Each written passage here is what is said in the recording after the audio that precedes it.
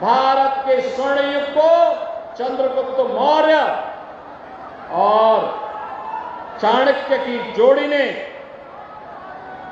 भारत को एक स्वर्ण युग में ले जाने का काम किया हो, यानी स्वर्ण युग का मतलब समृद्ध और विकसित भारत बनाने का काम किया हो, वह धरती बिहार है। बहनों और भाइयों, जब भी भारत के आन बान और शान पर किसी ने हाथ डालने का दुस्साहस किया तो बिहार का नौजवान उठ खड़ा हुआ।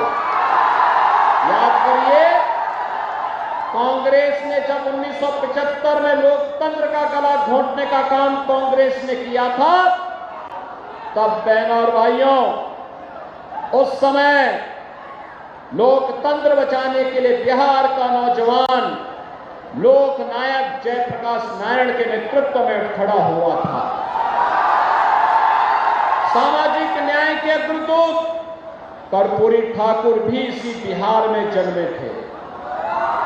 देश के पहले राष्ट्रपति डॉक्टर राजेंद्र प्रसाद जी भी इसी बिहार में जन्मे थे। और यही नहीं, मैथिली और भोजपुरी को वैश्विक पहचान दिलाने वाली छठ गीतों के माध्यम से वैश्विक पहचान दिलाने वाली शारदा सिन्हा भी इसी बिहार की धरती पर जन्म ली है। ऐसी पावन धरा को कौन न नमन करेगा। बहनों और भाइयों, एक गौरवशाली परंपरा और गौरवशाली गाथा के लिए जाने जाने वाला बिहार कांग्रेस और आरजेडी के कारण अपनी पहचान के लिए मोहताज हो गया था। बहनों और भाइयों, कांग्रेस के समय में बिहार पिछड़ता गया, आरजेडी के समय में ये जंगल राज में बदल गया। जातीय नरसंहार की घटनाएं, लूटपाट की घटनाएं, अराजकता, अपहरण एक उद्योग के रूप में फल फूल गया था बिहार के अंदर। याद करिए, बिहार के अंदर कैसी स्थिति पैदा हो गई थी। यहां पर अपहरण एक उद्योग हो गया था। 30,000 से अधिक अपहरण की घटना आरजेडी के 15 वर्ष के कार्यकाल में बिहार के अंदर देखने को मिली थी।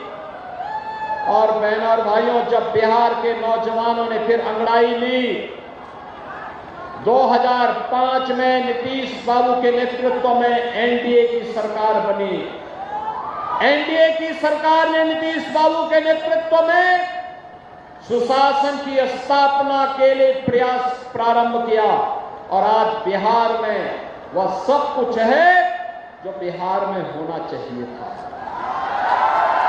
आज बिहार में सड़क है, आज बिहार में रेल की कनेक्टिविटी है, आज बिहार में वायु की कनेक्टिविटी है, आज बिहार में मेट्रो का भी संचालन शुरू हो गया है, आज बिहार में बिजली है, आज बिहार में पानी है, आज बिहार में गरीब के लिए राशन है, हर गरीब के घर में रसोई गैस का कनेक्शन है, हर गरीब के पास 5 लाख रुपए की स्वास्थ्य बीमा का कवर भी है। बहनों और भाइयों, कार्य करने की इच्छा शक्ति होनी चाहिए। मोदी जी ने 11 वर्ष में भारत को बदल करके रख दिया। आज करिए, भारत, जो भारत एक पिछड़ा देश था, उस भारत को दुनिया की चौथी बड़ी अर्थव्यवस्था के रूप में मोदी जी ने स्थापित कर दिया है। इस साल के अंत में भारत दुनिया की तीसरी बड़ी अर्थव्यवस्था बन जाएगा। और यही नहीं, मोदी जी ने और एनडीए की सरकार ने आज बिहार के अंदर, बहनों और भाइयों, आज यहां पे एनआईटी है, आईएम है, एम्स हैं, इंजीनियरिंग कॉलेजेज हैं, मेडिकल कॉलेज और हॉस्पिटल्स के निर्माण भी युद्ध स्तर पर बिहार के अंदर बने हैं। ये लगातार ये श्रृंखला नए और समृद्ध बिहार को मजबूत बिहार के रूप में स्थापित करने के सामने एनडीए सरकार के द्वारा बिहार के अंदर किया गया कार्य है। आप सोचो, मोदी जी ने 11 वर्ष में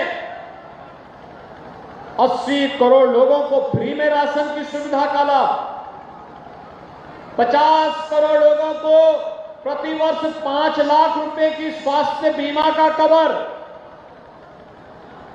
46 करोड़ लोगों के बैंक अकाउंट, और यही नहीं 12 करोड़ गरीबों के घर में शौचालय बनाए गए हैं, 10 करोड़ गरीबों को फ्री में रसोई गैस के कनेक्शन बांटे गए हैं। आप मुझे बताओ, एक तरफ मोदी जी के नेतृत्व में विकास हो रहा है, गरीबों का कल्याण हो रहा है, और याद करिए मोदी जी फ्री राशन दे रहे हैं, और आरजेडी के समय राशन तो नहीं मिलता था बल्कि पशुओं का चारा भी ये डकार जाते थे। आज याद करिए, ये रसोई गैस का एक एक कनेक्शन कांग्रेस की सरकार के समय में 50,000 और 30,000 रुपए में बामुश्किल मिल पाता था। आज तो हर गरीब को फ्री में कनेक्शन। बहनों और भाइयों, एक तरफ विकास है, दूसरी तरफ किसानों का सम्मान भी है। देश के अंदर 12 करोड़ अन्नदाता किसानों को प्रधानमंत्री किसान सम्मान निधि का लाभ भी मोदी जी दे रहे हैं। और यही नहीं, लखपति दीदी के रूप में महिला स्वावलंबन का कार्य और उनके सम्मान का काम भी कोई कर रहा है, तो ये एनडीए की सरकार कर रही है।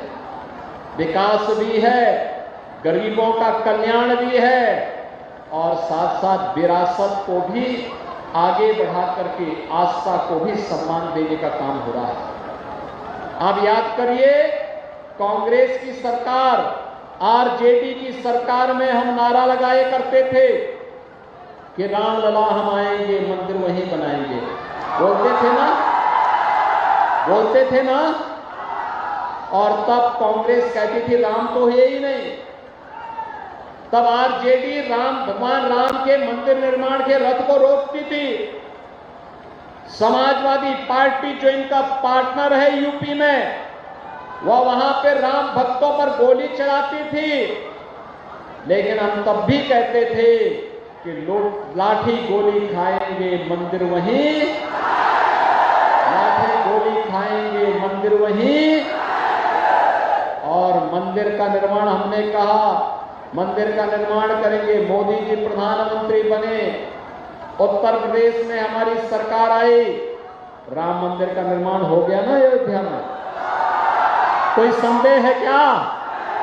कोई संदेह है क्या?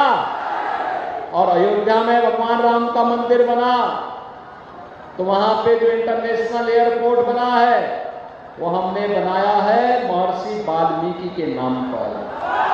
वाल्मीकि नगर यहां पर है, लेकिन इंटरनेशनल एयरपोर्ट का नामकरण अयोध्या में महर्षि वाल्मीकि के नाम पे पड़ा है। याद करिए, वहां पर जब जाते हैं, फ्री में खाना जो मिलता है, वह खाना किसी रसोई में मिलता है तो उसका नाम है माता सबरी रसोई, माता सबरी के नाम पर। वहां पर रहने के लिए जो रेन बसेरा बसाव बना हुआ है, वह बना है निषाद राज के नाम पर, निषाद राज।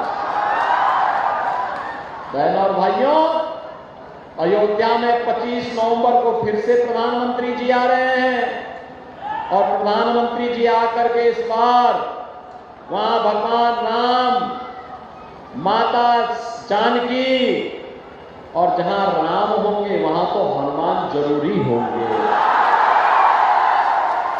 बजरंगबली भी वहां विराजमान हो गए हैं। हनुमानगढ़ी में तो बजरंगबली पहले से विराजमान है, राम जन्मभूमि में भी आ गए। महर्षि वाल्मीकि जी का भी, महाकवि तुलसीदास जी का भी मंदिर वहां बन गया है। विश्वामित्र जी का भी मंदिर बन गया है, वशिष्ठ जी का भी मंदिर बन गया है। आदि शंकराचार्य के नाम पर द्वार, जगत गुरु रामानुजाचार्य, जगत गुरु रामानंदाचार्य, जगत गुरु माधवाचार्य के नाम पर भी द्वार, और भगवान राम माता जानकी को रावण के चंगुल से बचाने के लिए गिद्धराज जटायु ने अपना बलिदान दिया था। तो गिद्धराज जटायु का भी एक बहुत बड़ा चित्र वहां पे, बहुत बड़ी मूर्ति लगाई गई है। सेतु बंध के निर्माण में गिलहरी ने योगदान दिया, तो गिलहरी का भी एक मूर्ति वहां रखी गई है। बहनों और भाइयों, अगर अयोध्या में रामलला का मंदिर बनेगा तो सीतामढ़ी में माता जानकी का भी तो भव्य मंदिर का निर्माण होना है, और यही काम एनडीए ने किया है। याद रखिए, ये महागठबंधन कांग्रेस आरजेडी के रूप में झूठ का पुलंदा लेकर के झूठे वायदे करने के लिए आपके बीच आया है, और हम लोग तो मोदी जी के नेतृत्व में जो बोलते हैं वो करके दिखाते हैं। आप याद करिए ना, हमने कहा था ना, माफिया की संपत्ति को जब्त कर देंगे। उत्तर प्रदेश में हमने जब्त कर दिया। देखो, कल ही मैं लखनऊ में था, और लखनऊ में प्रातः काल बिहार प्रचार करने के लिए मैं कल गया की तरफ गया था, गया सासाराम की तरफ गया था। और बहनों और भाइयों, कल मैं एक दुर्दांत माफिया यूपी में था। ये आरजेडी और समाजवादी पार्टी का शागिर्द था, अपहरण करता था व्यापारियों का, डॉक्टरों का, इंजीनियर का, रात चलती हुई बेटियों का अपहरण करवा देता था। हमारी सरकार आई, आज उसका जहन्नुम का टिकट कट चुका है। उसने लखनऊ में डीजीपी के आवास के सामने बहुत बड़ी हवेली बना दी थी। हमने जांच कराई तो पता लगा कि ये सरकारी जमीन है, गरीबों की जमीन पे कब्जा करके बनाया है। तो हमने उसका भवन खाली करवाया, और खाली करवा करके फिर उसने बहुत अच्छे ढंग से बुलडोजर से उसको समतल करवाया।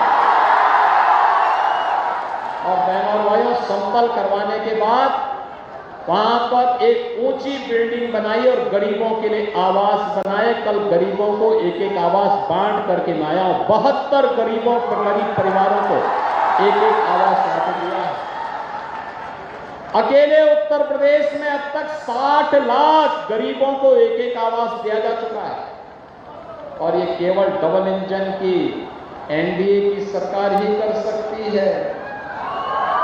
ये लोग जो पशुओं का चारा खा जाते हो, नौजवानों की नौकरी में सेंध लगाते हो, इन लोगों से कोई उम्मीद मत करिए। ये लोग कुछ करने वाले नहीं है। ये अपने परिवार के अलावा किसी के बारे में नहीं सोचने वाले हैं, किसी के बारे में नहीं सोचने वाले हैं।